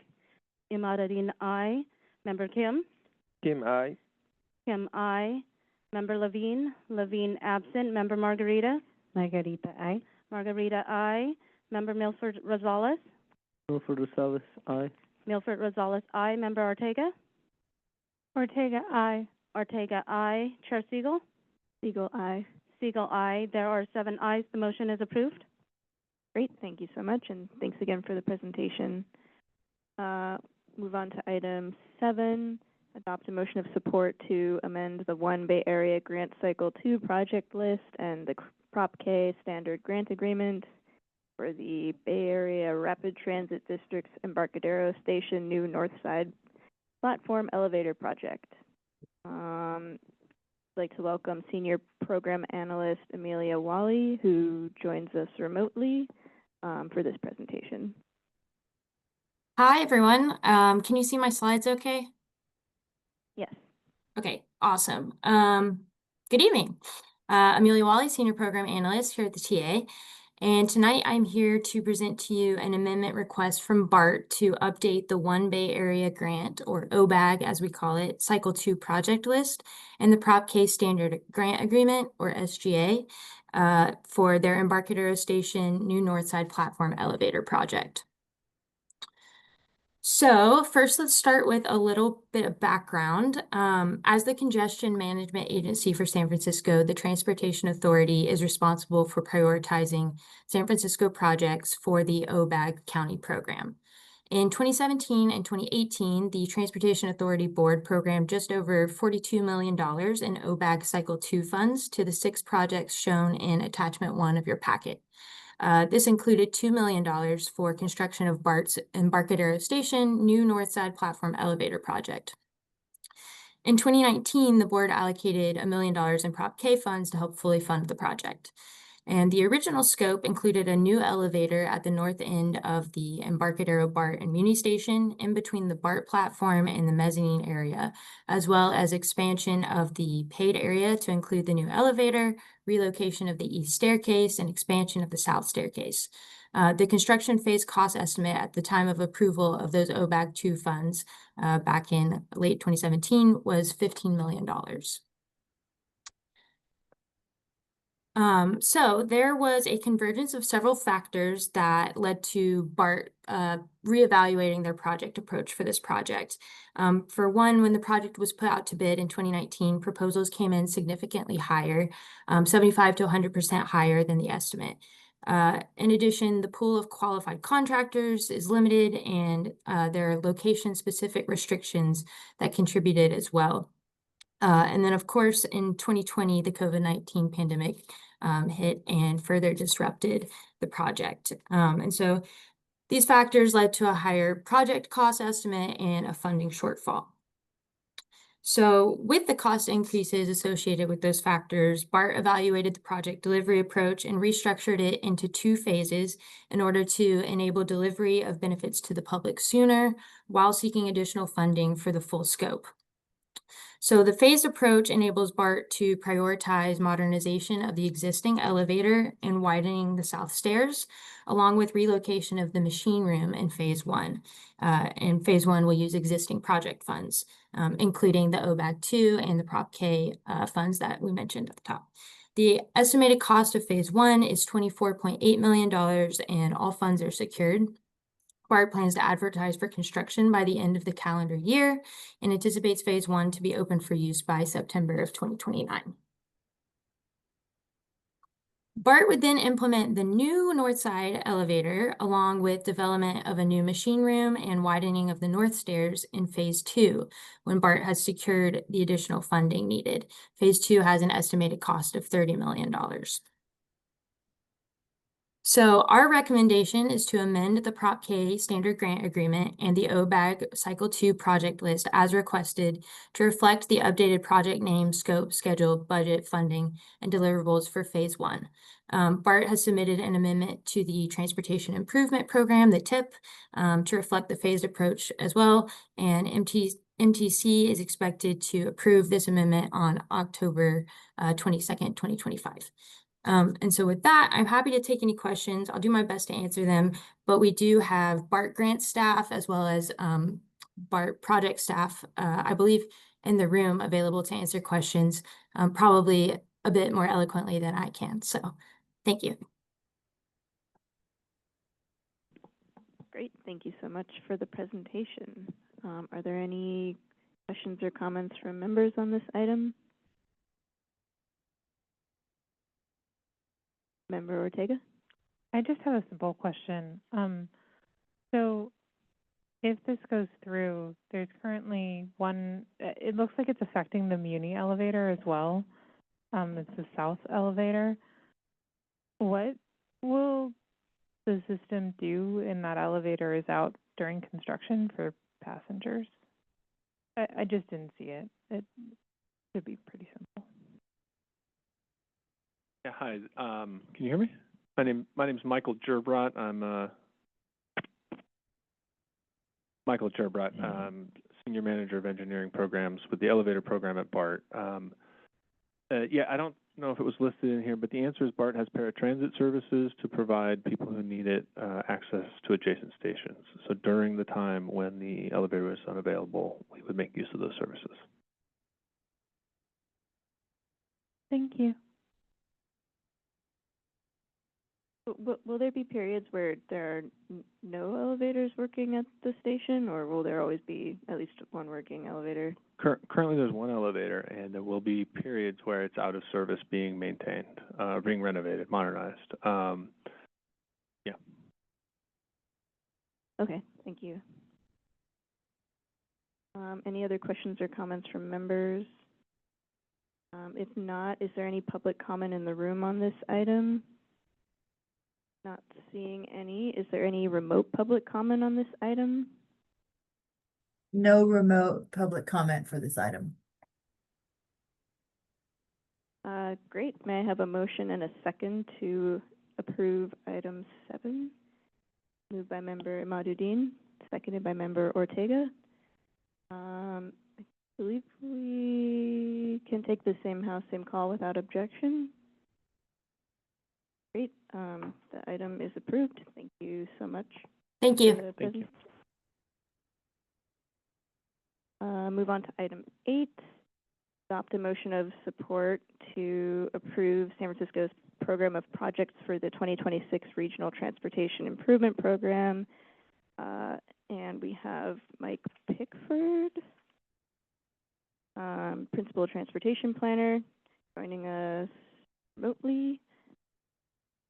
Hello. You should be able to both hear me and see my slides. Yes. All right, great. So the Regional Transportation Improvement Program is a 5-year investment plan for state transportation funds that are administered by the CTC.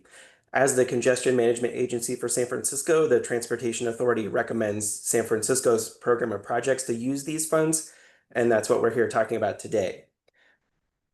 There's about $9.9 million available for programming this cycle, divided between 2 categories.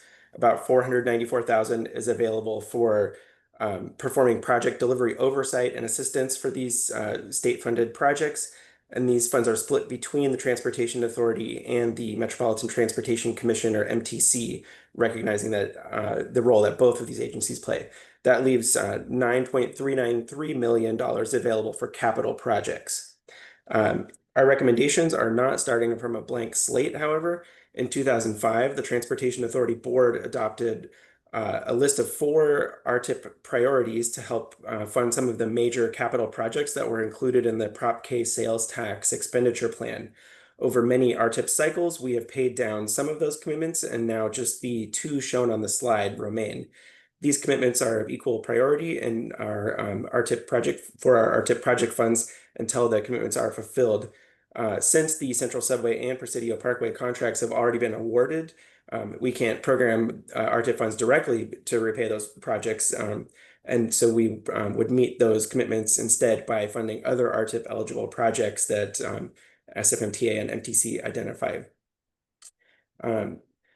So for our recommendation, we worked with both SFMTA and MTC to understand which projects they may have that would be ready for programming the cycle that could meet all of the requirements. SFMTA was not able to identify a project that could meet the CTC requirements for the 2026 RTIP. Therefore, we are recommending programming the full $9.393 million to MTC for this cycle. MTC will identify a project by December when its commission acts on the 2026 RTIP. Our recommendation is also to give SFMTA priority for the first 9.393 million in the 2028 RTIP, the next cycle of this programming, and then with equal priority for MTC and SFMTA for any remaining funds. So this slide shows how our remaining commitments would look if the board approved our recommendation. And then this just shows some next steps. We need to provide MTC a final program of projects by Halloween, and then that will subsequently be approved. With that, I'm happy to take any questions. Thanks so much for the presentation. Are there any questions or comments from members on this item? Not seeing any. Is there any public comment on this item here in the room? Not seeing any. Operator, is there any remote public comment on this item? No remote public comment for item 8. Great. May I have a motion and a second to approve item 8? Moved by Member Maduddin. Seconded by Member Ford. And it seems like we could probably also take this one, same house, same call, without objection. Great. Item 8 is approved. Thank you so much again for the presentation. Thank you. Moving on. Thank you. Moving on to item 9, adopt a motion of support to authorize borrowing up to $60 million under the revolving credit agreement with U.S. Bank National Association. And we have Deputy Director for Finance and Administration, Cynthia Fong, who will lead us through this presentation. Thank you, Chair. Hi, everyone. I am the last item of the night. So, as some of you may remember, about approximately a year ago, I came before this committee to seek approval to enter into a $185 million revolving credit agreement for a 3-year term. The revolving credit agreement is typically a direct loan from a bank. In this case, it's U.S. Bank. You had also approved up to $65 million last year to be able to be drawn down from this revolving credit agreement. We had no issues drawing down those funds. We had also timely used the proceeds solely for Muni's light rail vehicles. Throughout the year, we've been monitoring sales tax, our capital expenditures. We've been speaking to our sponsors, monitoring their progress reports, speaking to our financial advisors, and we are coming before you today to seek another borrowing limit for the revolving credit agreement. We are anticipating we'll need up to $60 million over the next few months, and we have identified the projects that we may be seeking utilizing the proceeds for would be SFMTA's motor coaches procurement, various signs and signal projects, the Van Ness BRT project, Transbays, the Portal Caltrain Downtown Extension project, BART's Next Generation Fairgates, and core capacity fleet of future vehicles. In case anyone has the packet in front of them, we also have an attachment enclosed that lists out the detail of major cash flow drivers in addition to what we anticipate they could possibly come in for. That totals to approximately $33 million of possible expenditures that may come in the next fiscal year. In terms of how much we're paying for borrowing these funds, it's a rate of 3.18%. Just to put this in perspective, current long-term rates, the revolver is a short-term facility, is 4.1% right now. In addition, just to remind you, this is our current strategy for financing our projects. It's been a strategy we've been utilizing for many years and has been pretty successful. It helps us cover peaks of expenditures at different points of time. It also allows us to advance funds for projects to deliver them now versus waiting for sales tax revenues to come in to fund these projects. And lastly, I've seen this save us lots of money in the past years by utilizing a program like this. I'll stop here and conclude my presentation. I'm happy to take any questions you have. Thank you so much for the presentation. Member Ortega? Hello. here once again. Rachel asks basic finance questions. I feel like I'm becoming known for this, but I don't care. I want to understand. Okay, so I remember this. I remember talking with you. There was a $185 million revolving credit agreement. We approved it. We then approved a drawdown of $65 million. That leaves us with $120 million left on our revolving credit.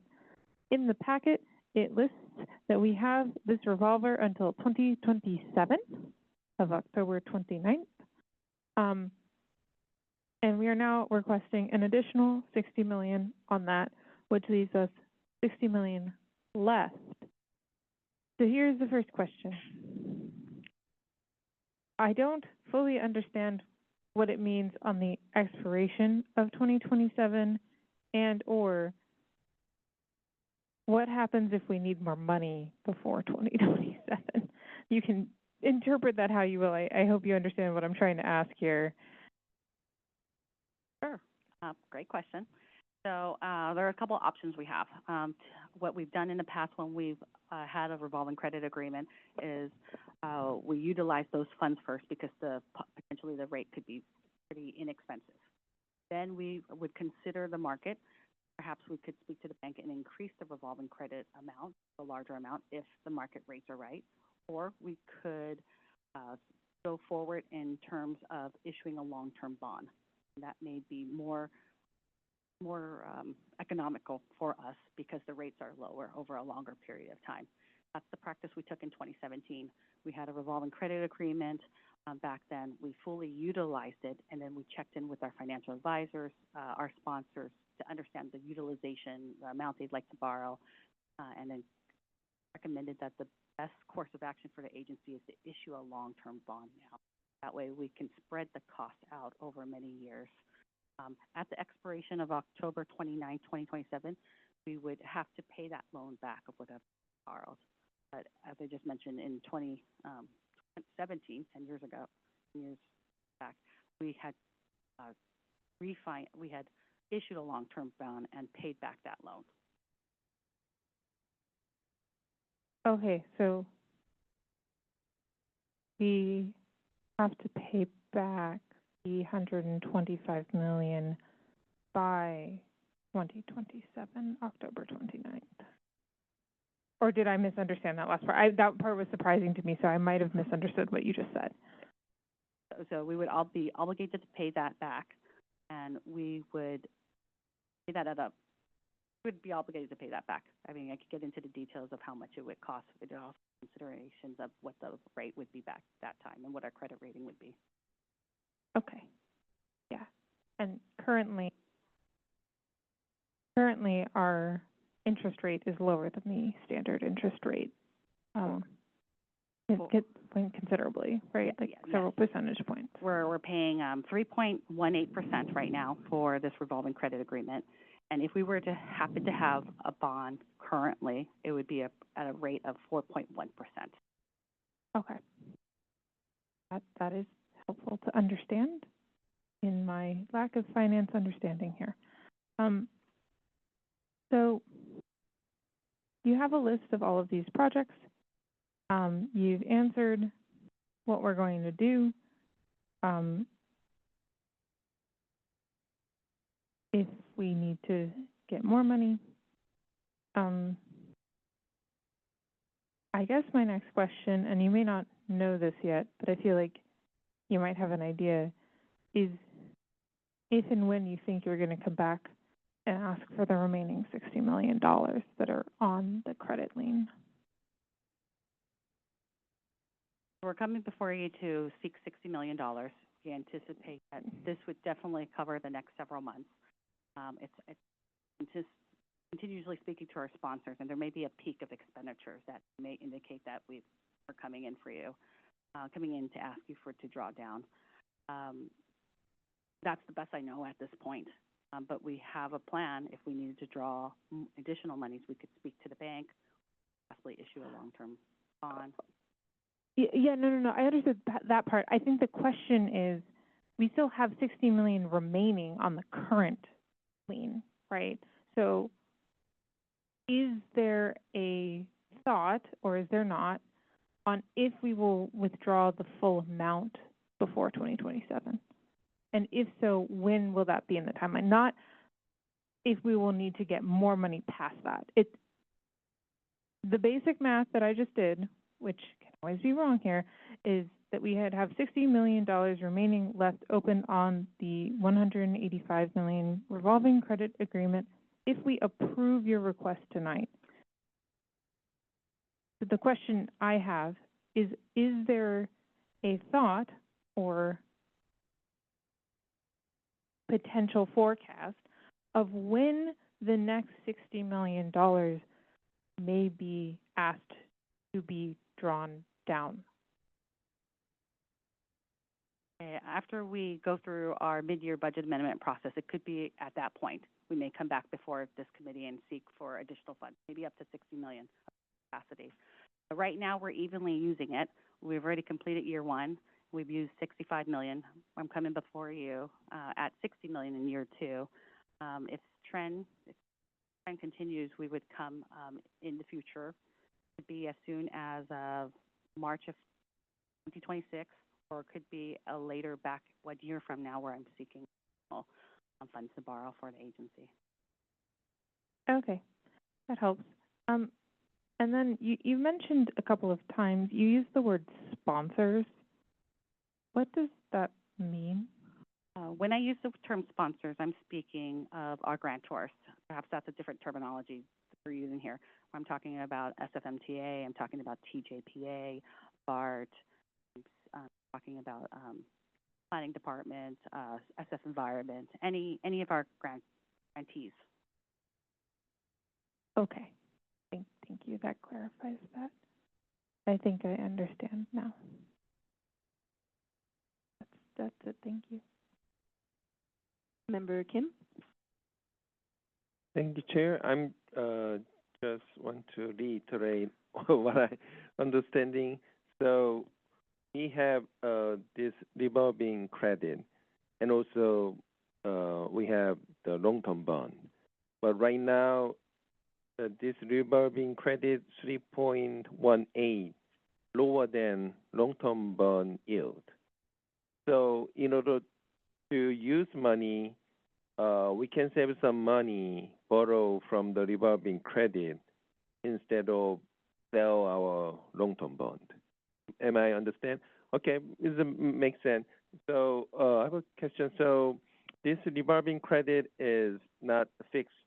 There's some variable part plus fixed credit spread. So it can be up and down and even lower, right? But if we don't use this revolving credit, still we have to pay 0.2. Yeah. So it makes sense. Anyway, we pay the cost, but right now our revolving credit rate lower than long-term bond rate. So we better use it. That's we can save between revolving credit interest rate 3.18 and long-term bond plus anyway we have to pay 0.20 as a cost. So that's the saving. It makes sense. And then whenever you withdraw the revolving credit, you have to get the approval from the board, yeah, which is a good process. Am I correct then? Yeah, I understand. Yeah, fully. Thank you.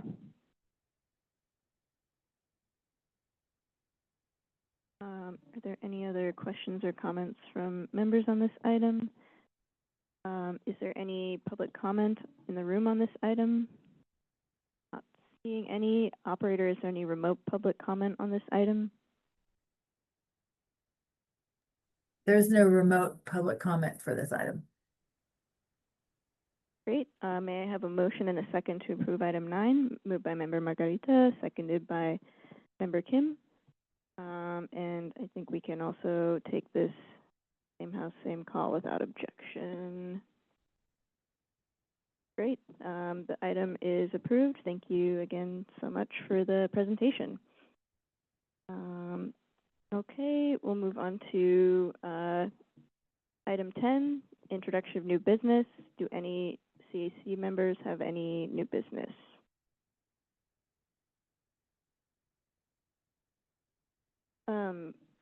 I can follow up with staff on the specifics of this offline, but I wanted to, I want to make a request for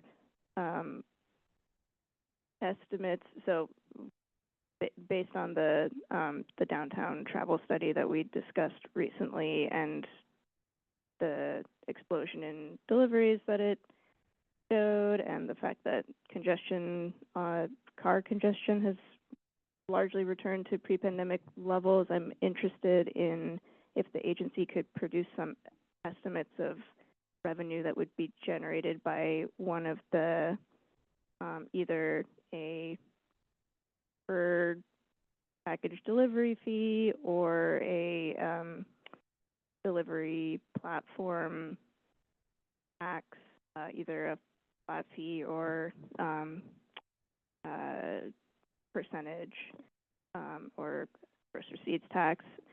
I know several of these options were discussed at the Muni Funding Working Group, so just understanding the revenue that would be generated and any legal hurdles that would be involved in implementing some of those, just to understand the menu of funding options over the next several years as we continue to face these deficits would be really helpful.